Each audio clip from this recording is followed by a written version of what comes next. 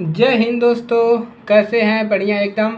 तो पेपर की तैयारी कैसी चल रही है? कक्षा 10 वाले मॉडल पेपर स्टार्ट कर रहे हैं, कक्षा 10 विज्ञान। तो आप सभी जानते हैं कि आपका जो पेपर अंक का का होता है, सबको जैसा कि पता है, ठीक है। और कितने समय मिलते हैं? 3 घंटे 15 मिनट आपको पूरा समय दिया जाता है, ठीक है। जिसमें से आपको दो खंड खंड ए वस्तुनिष्ठ प्रश्न, ठीक है। तो 20 नंबर का ऑब्जेक्टिव मिलेगा, ठीक है। 20 नंबर का आपका ऑब्जेक्टिव प्रश्न होता है और 50 नंबर का आपका लिखित पेपर होता है, ठीक है। चलिए, अब सबसे पहले हम ऑब्जेक्टिव क्वेश्चन देखते हैं और उसके बाद हम लिखित प्रश्न करवाते हैं, ठीक है। चलिए, तो पहला क्वेश्चन है, देखिए। थोड़ा मॉडल पेपर थोड़ा सा गड़बड़ हो गया है जी, तो थोड़ा जूम करते हैं, उसके बाद इसको हल करते हैं, ठीक है। चलिए, अब दिख रहा है बढ़िया से। चलिए, अच्छा है। यदि वस्तु का प्राप्त प्रतिबिंब छोटा व आभासी हो तो प्रयुक्त दर्पण होगा। तो आपको बताना है कि अगर वस्तु का प्रतिबिंब छोटा है, आभासी है, तो दर्पण कौन सा? अवतल दर्पण, समतल दर्पण, उत्तल दर्पण, इनमें से कोई नहीं। तो देखिए, समतल दर्पण में तो वस्तु से छोटा ही बनता है। अवतल दर्पण, उत्तल दर्पण क्या होगा जी? आप लोग बताइए। दूसरा है, मानव नेत्र वस्तु का प्रतिबिंब बनता है, तो कहाँ पर बनता है जी? इसको बताना है। तो चलिए, अगला पूछा है, विद्युत ऊर्जा तुल्य होती है। किसके तुल्य होती है जी विद्युत ऊर्जा? बताइए। देखिए, कैसा प्रश्न पूछा है, आपको यहाँ से पता चल जाएगा क्या आ रहा है आपको। विद्युत बल्ब में प्रयुक्त तंतु बना होता है। विद्युत बल्ब में जो बीच वाला जो उतरवा होता है, जो लड़का बढ़ता है, वो किसका बना होता है? ठीक है, ऑप्शन में दिया माइक्रोनियम, माइक्रोम का, टंगस्टन का, कॉपर का, मैग्नीज का। प्रतिरोध का मात्रा क्या होता है? आपको बताना है जी। इसका आंसर नहीं करा रहे हैं, आपको आइडिया अभी बता रहे हैं कि किस प्रकार पेपर बनेगा, कैसा प्रश्न पूछेगा प्रश्न, ठीक है। चुंबक की जी एक को करती हैं, क्या करती हैं बताएं? ठीक, क्वेश्चन है। दी गई वो कॉलम बी, कॉलम एक मात्रक पर दिया है, यानी कि मात्रक दिया है, कौन किसका मात्रक है इसी को आपको यहाँ पर दिया है ऑप्शन में, इसको सही करना है, ठीक है।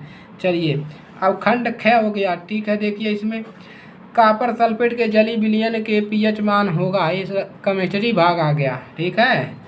और है नौसाधार की कास्टिक सोडा के साथ अभिक्रिया बताओ। बताओ जी। चलिए, अगला question, question number 10।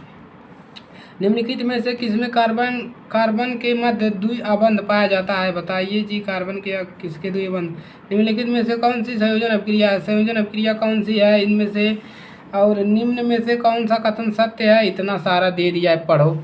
Plaster of Paris की जल से अभिक्रिया कराने पर क्या बनता है जी? बताइए। कुछ नहीं बनता है। चलिए, अब आ गया ख, यानी कि जीव विज्ञान, फिजिक्स, केमिस्ट्री और आ गया जीव विज्ञान जी। निम्नलिखित में से कौन से समूह में केवल जैव निम्नीकरण पदार्थ नहीं है? तो देखिए, यहाँ से प्रश्न बन रहा है ना। तो देखिए, और फेफड़ों में शुद्ध रुधिर है, ये भी प्रश्न हो गया। कोशिकीय प्रक्रमों में ऊर्जा मुद्रा है। और द्विनिषेचन क्रिया में त्रिक संलयन के पश्चात बनने वाला उत्तक का नाम है, क्या है जी? बोमेन। बोमेन संपुट किससे संबंधित है? और दिया है बिंदु स्राव किसके द्वारा होता है जी? बताइए। बिंदु स्राव इंपॉर्टेंट क्वेश्चन है। बिंदु स्राव किसके द्वारा होता है भैया? चलिए, अब यहाँ से एक क्वेश्चन और बन रहा है आपका। चलिए, यहाँ से देखिए। हाँ, नीचे दी गई मानव श्वसन तंत्र को दर्शाता है, ए बी सी डी को पहचानिए। ए बी सी डी पहचानिए। हाई कौन चीज़ हो के, हाई का हो के, हाई का हो के, हाई का हो के। ऑप्शन में इधर दिया है, ठीक है। चलिए, अब देखिए, अब आएगा आपका 50 नंबर का क्वेश्चन। लिखित लिखित लिखित क्वेश्चन 50 नंबर में पूछेगा। सभी लोग देखिए ध्यान से, ठीक है। आपको 50 नंबर पाने के लिए लिखना तो पड़ेगा, पास होने के लिए कुछ तो लिखना पड़ेगा। खंड कैसे क्या पूछेगा? प्रकाश का प्रकीर्णन तरंगदैर्घ्य पर किस प्रकार निर्भर करता है? 4 नंबर में। और अवतल दर्पण के ध्रुव एवं फोकस के मध्य रखी वस्तु के प्रतिबिंब निर्माण को किरण आरेख द्वारा समझाइए। पढ़ा दिया है, पढ़ लीजिए, ठीक है। एक विद्युत हीटर की सामर्थ्य इतना वाट है, इम्पोर्टेंट क्वेश्चन आपके पेपर में आ सकता है। एक धारावाही परिनालिका की चुंबकीय बल रेखाओं को आरेख बनाकर दर्शाइए। परिनालिका के अंदर नर्म लोहे की छड़ रखने पर क्या प्रभाव होता है। 6 नंबर में चुंबकीय बल रेखाओं के प्रमुख गुणों का उल्लेख कीजिए। और दो चुंबकीय क्षेत्र रेखाएं एक दूसरे को क्यों नहीं काटती है जी, बताइए। और छड़ चुंबक के चारों ओर चुंबकीय क्षेत्र रेखाएं खींचिए, यानी कि एन बनावा और एस बनावा। एकरे तरफ क्या करोगे, चुंबकीय क्षेत्र रेखा यार से ऐसे ऐसे कैसे बनता है जी, बनाकर दिखाइए सब लोग। खंड ख, निम्नलिखित का आईपीएससी नाम लिखा। चलिए ये 2 नंबर में दिया है 2 क्वेश्चन, इसका आईपीएससी नाम लिखो, इसका लिखो। देखो उत्तर में दे दिया है जी। चलिए ये तो उत्तर माला है, मॉडल पेपर है तो दिया है, लेकिन आपके क्या कहते हैं, आपके पेपर में नहीं देगा, ठीक है। अगला दिया है ख, वर्जन तथा निष्ठापन में अंतर स्पष्ट कीजिए 2 नंबर में। और है क, प्लास्टर ऑफ पेरिस के बारे में बताइए, इसका अर्धसूत्र लिखिए। इस पर ऊष्मा के प्रभाव का संक्षिप्त वर्णन कीजिए।